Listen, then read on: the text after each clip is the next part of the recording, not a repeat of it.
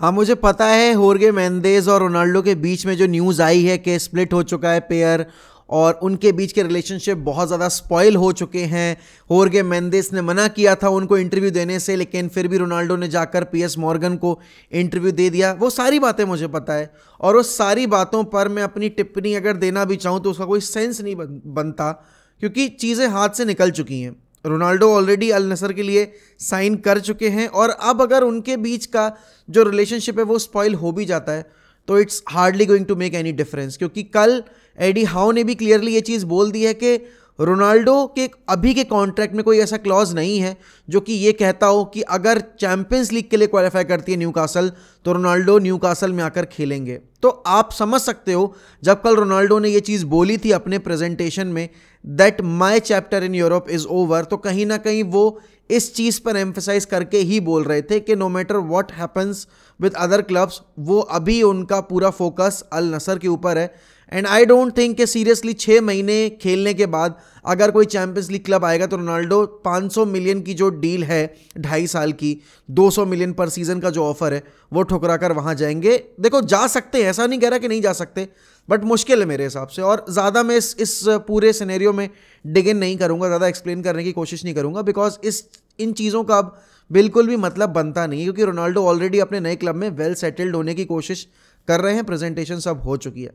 लेकिन जिन मुद्दों पे बात करनी है उन पे थोड़ा सा ना अच्छे से बात करेंगे आज, क्योंकि इस वीडियो में एंजो फर्नांडिस के ऊपर जो लेटेस्ट अपडेट है उसके बारे में बात करेंगे। हम डेविड डिया के नए कॉन्ट्रैक्ट के बारे में बात करेंगे। यूनाइटेड चोपो-मोटिंग के पीछे जा रही है, जा सकती है। यूनाइटेड अल्वारो मोराटा में इंटरेस्टेड है। जॉ फिलिक्स पे बहुत बड़ी अपडेट आई है, तो उस पर पहले हम डिस्कस कर लेते हैं।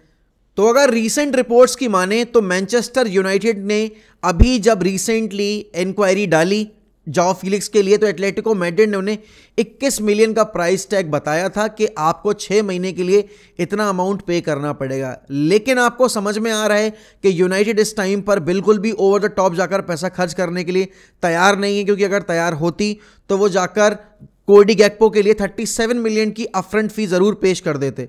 लेकिन अब क्योंकि उन्होंने देखा है कि यूनाइटेड का मिजाज नहीं बदलने वाला है, तो एटलेटिको मैड्रिड ने जो आस्किंग प्राइस था 21 मिलियन का वो घटाकर 12 से 13 मिलियन कर दिया है। लेकिन यूनाइटेड अभी भी बेशर्मी की चादर ओढ़ के घूम रही है और वो कह रहे हैं कि हम सिर्फ और सिर्फ 4 मिलियन दे सकते, इससे ज़्यादा हम नहीं दे सकते। अब यहाँ पर देखो समझने वाली बात यह है कि यूनाइटेड का अभी जो नंबर 9 स्लॉट के लिए पोजीशन है वो बहुत ही ज़्यादा अनसर्टेन है, क्योंकि एंटनी मार्शल ऑलरेडी 3 महीने 4 महीने के अंदर 6 बार इंजर्ड हो चुके हैं। कल रात में भी वो टनल में चले गए जैसे ही उनको सब्स्टिट्यूट किया गया। तो आई डोंट नो कि उनकी जो इंजरी की सिवियरिटी है वो कितनी ज़्यादा है। हमारे पास वैसे ही बेंच पर ऑप्शन कम है। आप यहाँ पर हाथ पैर मार रहे हो, ओलिवे जिरू का नाम यहाँ पर आ रहा है कि 5 महीने के लिए ओलिवे जिरू को लाया जा सकता है। कल चोपो-मोटिंग तक का नाम जोड़ दिया गया, बट रिपोर्ट्स अकॉर्डिंग टू ये स्काई जर्मनी ने रिपोर्ट किया है। अब अगर स्काई जर्मनी रिपोर्ट कर रहा है तो कहीं ना कहीं इंक्वायरी जरूर हमने डाली होगी, क्योंकि जब जेडन सैंचो के लिए सबसे पहली बार हम गए थे तब भी ब्रेक करने वाली स्काई जर्मनी ही थी। एक नाम जो बार बार लिस्ट में वापस आ रहा है ऊपर वो है अल्वारो मोराटा का। और आपको पता है कि लास्ट समर भी आपको एटलेटिको से 2 नाम बहुत ही ज़्यादा सुनने को मिले थे। एक जॉ फिलिक्स का था ऑब्वियसली, जो कि हमने सोचा था उस टाइम पे यार क्या बकवास चल रही है, लेकिन रियलिटी यही थी कि यूनाइटेड उस टाइम पर गई थी जॉ फिलिक्स के लिए और आस्किंग प्राइस जो था एटलेटिको का वो था 130 मिलियन का। लेकिन अभी क्योंकि लोन स्पेल है और जॉ फिलिक्स खुद क्लब छोड़ के जाना चाहते हैं, तो कहीं ना कहीं एटलेटिको का मिजाज भी ना थोड़ा सा नरम है और इसीलिए यूनाइटेड इस पूरे सिचुएशन पे कैपिटलाइज करने की कोशिश कर रही है। अब आपको यह भी पता है कि चेल्सी भी इंक्वायरी डाल चुकी है आपके जॉ फिलिक्स के लिए, और यहां पर अगर मुद्रिक साइन नहीं कर पाती है आर्सेनल, जो कि चांसेस थोड़े से स्लिम लग रहे हैं क्योंकि चेल्सी ज़्यादा कंक्रीट ऑफर लेकर जा रही है, ज़्यादा पैसे लेकर जा रही है, तो आर्सेनल भी जॉ फिलिक्स के लिए पूरी तरीके से उतरेगी रेस में। तो इस केस में जब बिडिंग वॉर होगा और जब कंपटीशन रहेगा तो फायदा एक ही इंसान का होने वाला है और वो है एटलेटिको मैड्रिड। तो यूनाइटेड अगर 12 मिलियन पे करने को तैयार नहीं है तो I think they are making a very big mistake. पहला ऑफर 4 मिलियन का डालने की कोशिश करी है मैनचेस्टर यूनाइटेड। आई थिंक अगर वो 10 मिलियन तक पहुंच जाएंगे तो हम जॉ फिलिक्स को लेकर आ सकते हैं। और करंट रन ऑफ फॉर्म की अगर बात की जाए, मार्शियल की, या फिर हमारे जो स्क्वाड डेप्थ है उसकी बात की जाए, तो we are in desperate need of a centre forward or a number 10 player who can also play in a center forward role or a second striker player who can play in multiple roles, and Joao Felix certainly fits that criteria. अब यहाँ पर बात है यार, देखो जब मैंने जिरू का नाम सुना ना कि लिंक हो रहा है, तब मुझे ये लगा कि भाई एक बात बताओ, अगर जिरू जैसा प्लेयर यूनाइटेड में आ रहा है और वहाँ पर AC मिलान अभी टाइटल कंटेंशन में बैठी हुई है, वहाँ पर ज़्यादा अपॉर्चुनिटी है उसके पास गेम टाइम निकालने की, रेदर देन अगर वो यूनाइटेड में आएगा तो ज़्यादा गेम टाइम निकाल पाएगा. इस केस में एक तो एज एक फैक्टर है जो कि थोड़ी सी उसके फेवर में नहीं जाती है. He is a world class player, ठीक है, no doubt about it. I think one of the most underrated number 9 of our generation. लेकिन यहाँ पर अगर मैं एल्वारो मोराटा को देखूँ, एल्वारो मोराटा के पास पेस है, एल्वारो मोराटा का of the ball work rate बहुत शानदार है, उसकी पोजिशनिंग और भी अच्छी है. कंपैरेटिवली जिरू की पोजीशन ज़्यादा बेटर है. लेकिन अगर मैं सेबेस्टियन हालेर के टेन्योर से कंपेयर करूं अभी एल्वारो मोराटा को, तो बहुत ज़्यादा सिमिलैरिटीज़ मिलेंगे. एंड इसीलिए अगर हम एल्वारो मोराटा को लेकर आने की कोशिश करेंगे ना, तो मैं बिल्कुल भी इस चीज़ पर नेगेटिव नहीं होऊंगा, बिल्कुल भी नेगेटिव रिमार्क्स नहीं दूंगा कि भाई हम क्यों जा रहे हैं एल्वारो मोराटा के लिए. बिकॉज एट प्रेजेंट हमें एक एक्सपीरियंस नंबर 9 की ज़रूरत है जो कि हमें कैरी करे. अब अगर चोपो-मोटिंग के लिए आप जा रहे हो तो फिर इससे बढ़िया तो आप उसी को ले आओ, जिरू को ले आओ. बट आई थिंक अगर मेरे पास 3 ऑप्शन है टेबल के ऊपर, तो मैं फिर एल्वारो मोराटा को ज़्यादा प्रेफर करूंगा देन ओलिवे जिरू, क्योंकि जिरू सिर्फ 6 महीने के लिए तो नहीं आएगा. एल्वारो मोराटा आपको 6 महीने के लिए मिल भी जाएगा, 4 महीने 5 महीने के लिए, क्योंकि उसका पिछले 3 साल का टेन्योर ही ऐसा रहा है, वो लोन पे ही निकाला है उसने. लेकिन जिरू कंक्रीट ऑफर चाहेगा, वो 5 महीने के बियॉन्ड भी ऑफर मांगेगा, डिमांड करेगा, जो कि शायद हम ना दे पाएँ और ना हम ना देना चाहें. तो उस लिहाज से देखा जाए तो Morata would be a good signing. Marcus Thuram एक ऐसा प्लेयर है जिसको हम मॉनिटर कर रहे हैं, इवेंचुअली हम लेकर भी आ सकते हैं, but you never know with United. अगली उस पर चलते हैं अपडेट पे, जो कि है रिगार्डिंग डेविड डेया. अब डेविड डेया के बारे में देखो यार, जब मैं बात करता हूँ मैं बड़ा इमोशनल हो जाता हूँ. उस बंदे ने 10 साल, आज से ठीक 10 साल पहले यूनाइटेड के साथ अपना पहला प्रीमियर लीग टाइटल जीता था. उसके पास अपॉर्चुनिटी थी कि वो जा सकता था क्लब छोड़ के. He was on top of his form. और उस टाइम में जब वो फैक्स मशीन वाला केस हो गया था, उसके बाद से लेकर आज तक डेविड डेया ने कभी क्लब छोड़ने की बात नहीं की है. अब डेविड डेया अगर क्लब के लिए इतने लॉयल हैं, और अब रीसेंट रिपोर्ट्स जो आई हैं वो ये है कि अभी जो उनका करंट कॉन्ट्रैक्ट है 375K पर वीक के वेजेस का, वो कम कर वो नए कॉन्ट्रैक्ट पे एग्री करने के लिए तैयार हैं. और आप देख रहे हो कि इंप्रूवमेंट बहुत हद तक किया है डेविड डेया ने, चाहे वो उनका बॉल डिस्ट्रीब्यूशन हो, चाहे वो स्वीपर कीपर वाली इंस्टिंक्ट हो. एरिक टेन हैग के अंडर डेविड डेया में खासी इंप्रूवमेंट दिख रही है. और जब एक प्लेयर अपने करंट वेज से नीचे आने को तैयार है और उसके अंदर अभी बहुत फुटबॉल बाकी है, and he is one of the best shot stoppers in the world. Premier league की तो बात ही नहीं कर रहा मैं. एंड अगर वो अपना ओवरऑल गेम प्ले डेवलप कर रहा है, तो क्यों ना आप उसको नया कॉन्ट्रैक्ट दोगे यार. और जब एक ऐसे टाइम में जब आपका क्लब एक सही डायरेक्शन में मूव कर रहा है और आप ट्रॉफीज जीत सकते हो. देखो कुछ प्लेयर्स ऐसे होते हैं ना जो डिजर्व करते हैं आपकी क्लब की सक्सेस में पार्ट होना, and David Gea is one of those players जिसने अपना पीक यूनाइटेड को दिया जब वो किसी और क्लब में आसानी से जा सकता था. अब बहुत सारे लोग ये कहेंगे बट उसने हेफ्टी फी भी तो ली उसके लिए, उसने वेजेस भी तो लिए. तो भाई आज तक कौन सा ऐसा वर्ल्ड क्लास प्लेयर हुआ है जिसने अपने जो डिमांडिंग वेजेस हैं उस पर कॉम्प्रोमाइज़ करके और लोअर वेजेस पे सेटलमेंट कर लिया हो.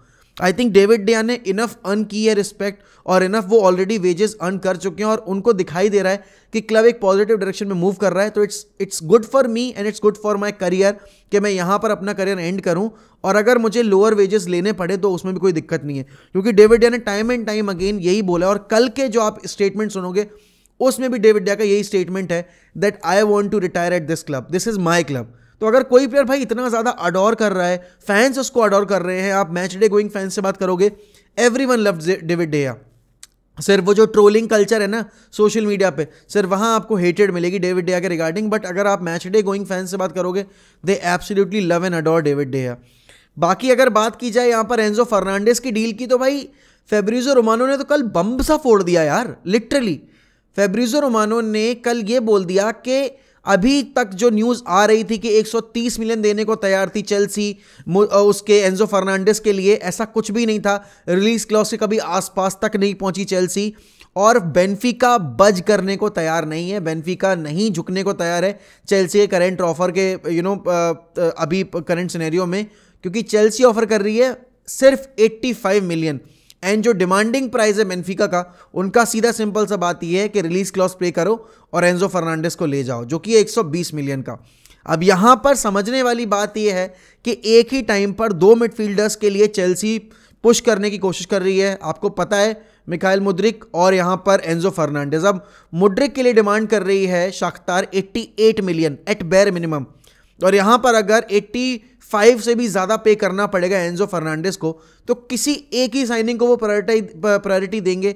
And I seriously don't think कि वो फिर मुद्रिक और एंजो पे दोनों को मतलब लेके आने की कोशिश करेंगे। If they really want to bring in someone, they will go for Enzo Fernandez, क्योंकि उनको पता है कि समर में एंजो फर्नांडिस को लाना थोड़ा और मुश्किल हो जाएगा, क्योंकि बाकी क्लब्स जब रेस में उतरेंगे तब उनके लिए उतना पैसा फेंकना, शायद अगर बिडिंग वॉर लगे तो वो प्राइस टैग जो अभी 120 मिलियन है वो बढ़ के और ज़्यादा हो जाएगा। तो इसीलिए this is my feeling, I don't know about the Chelsea fans. जो भी इस वीडियो को देख रहे हैं प्लीज़ बताना मुझे कि आपके हिसाब से अगर आपको अपॉर्चुनिटी मिलेगी तो आप मिखाइल मुद्रिक को साइन करोगे या फिर आप एंजो फर्नांडिस को साइन करोगे। क्योंकि देखो दोनों में से अगर बात की जाए प्लेयर्स की, तो जो उनके सेलिंग क्लब्स डिमांड कर रहे हैं, जो उनके अभी करेंट क्लब डिमांड कर रहे हैं, उतना प्राइस तो बहुत अनरियलिस्टिक है, लेकिन आपको पे तो करना पड़ेगा इवेंचुअली अगर आपको सर्विसेज चाहिए ऐसे प्लेयर्स की। एंड चेल्सी अभी एकदम से फीफा मैनेजर मोड में चली गई है, जहां पर वो हर एक प्लेयर पे अंधा पैसा फेंकने को तैयार है। बट मेरे हिसाब से अगर चेल्सी के पास ऑप्शन है तो वो फिर एंजो फर्नांडिस के लिए ही जाएंगे rather than going for Mudryk. और देखो मुद्रिक ऑलरेडी इतना फ्लर्ट कर चुका है आर्सेनल के साथ। आई थिंक आर्सेनल के लिए बहुत बड़ा लेट डाउन होगा अगर मुद्रिक चेल्सी चला गया तो, क्योंकि एक प्लेयर जो सर्टेनली दिखा रहा है एक आप कह सकते हो पॉजिटिव साइंस ज्वाइन करने के। ये तो वही वाली बात हो गई कि ग्रिलिश सिटी जाने से पहले ऑलमोस्ट हर एक मैच डे पे यूनाइटेड की स्टोरी डाल रहा था, वॉचिंग यूनाइटेड प्ले एंड ऐसा वैसा, और इवेंचुअली वो सिटी चला गया क्योंकि यूनाइटेड ने 100 मिलियन का ऑफर नहीं रखा टेबल पे, एंड फिर सिटी ने रख दिया और वो सिटी ज्वाइन कर गया और प्रीमियर लीग टाइटल भी जीत गया।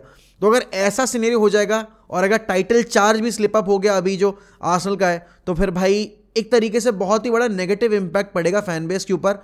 और आर्टेटा के अभी जो सपोर्ट में लोग बोल रहे हैं उन पे भी थोड़ा सा एक नेगेटिव इंपैक्ट जरूर पड़ेगा। I think it's very important for Arsenal to keep up the pace in the transfer market and to bring in new players, क्योंकि आपको पता है आपके पास क्वालिटी है, लेकिन अगर आपको सिटी को रोकना है तो आपको उनकी क्वालिटी को मैच करना पड़ेगा। फुटबॉल आप मैच कर पा रहे हो अभी करेंट रन ऑफ फॉर्म के बेसिस पर, बट आपको अगर डिप आता है किसी के प्लेयर के फॉर्म में तो आपके पास इनफ क्वालिटी हो उसको रिप्लेस करने के लिए। And for that Arsenal definitely need to sign at least 2 players in this winter window. देखो अब बात की जाए यहाँ पर मेसी की, तो मेसी भाई पीएसजी लौट चुके हैं, बहुत ही वार्म वेलकम मिला है मेसी को। एंड सभी जितने भी प्लेयर्स अर्जेंटीना के लौटे ना वर्ल्ड कप जीतने के बाद, चाहे आप एमिलियानो मार्टिनेज की बात करो, चाहे लिसांद्रो मार्टिनेज की बात करो, एंड मेसी ने तो भाई ब्रेस स्कोर किया है फाइनल में, he was the player of the tournament. तो जैसा रिसेप्शन में दिया है पीएसजी ने वो डिजर्व करते हैं। और अभी तो मुझे ये देखना है कि जब मैच डे होगा तो जो फ्रांस के फैंस हैं वो कैसे रिसीव करेंगे मेसी को, क्योंकि देखो आपको पता है कि बहुत सारी क्लिप्स ऐसी आई थी जहां पर मेसी का जो अर्जेंटीना जर्सी थी उसको डोरमेट की तरह यूज कर रहे थे लोग और ऐसा वैसा। I hope he gets a warm welcome, but काफ़ी इंटरेस्टिंग चीज़ होगी जैसा अभी तक हमने रिपोर्ट्स देखी थी, जैसी हमने क्लिप्स वगैरह देखी थी। एंड जब मेसी खेलेंगे तो आई थिंक कि मेसी फैंस का इंटरेस्ट वापस से फुटबॉल में आएगा, क्योंकि एकदम से ना विलुप्त से हो गए हैं मेसी के फुटबॉल फैंस, मेसी के फैंस, क्योंकि अभी मेसी एक्शन में नहीं है तो उनके लिए फुटबॉल आई थिंक अभी एग्जिस्ट नहीं कर रही है। आई होप विद टाइम उनको रियलाइज़ हो कि भाई वर्ल्ड कप ओवर हुआ है बट सीज़न अभी भी कंटिन्यू में है और उन्हें फुटबॉल देखनी पड़ेगी। बाकी बारसा की वीडियो अनस्क्रिप्टेड पे आएगी, उसके लिए आप वेट करिए। बाकी बस यही कुछ अपडेट्स थी। एंड सीरियसली मैं वापस से बोलूँगा, रोनाल्डो और होर्गे मेंडेस की सिचुएशन पे मुझे लिटरली कुछ कमेंट नहीं करना है, क्योंकि उसका सेंस नहीं बनता। अब मैं एक ही टॉपिक को कितना ज़्यादा खींचूँ, हर दिन अगर मैं उसी के ऊपर बारे में बात करूँगा तो फिर जो एक्चुअल चीज़ें हैं बात करने वाली, ट्रांसफर विंडो ओपन हो चुकी है तो फिर उस पर फिर थोड़ा सा ना लिमिटेड टाइम में बातें हो नहीं पाती। बट आप लोग ज़रूर बताइए कि आपके हिसाब से जितनी भी अपडेट्स आज मैंने दी हैं उसमें से आपको डेविड डे के कॉन्ट्रैक्ट पे क्या रिएक्शन है आपका, आपको क्या लगता है हमें कौन सा नंबर 9 साइन करना चाहिए, आपको क्या लगता है एंजो फर्नांडिस की डील के बारे में, और मेसी की जो अभी सिचुएशन है उसके बारे में आपको क्या लगता है। Do make sure that you are liking this video, comment down below and make sure you are subscribing to 1MUFC because guys 50 के करवा दो यार, कितना बोलना पड़ेगा, कम ऑन डू इट यार।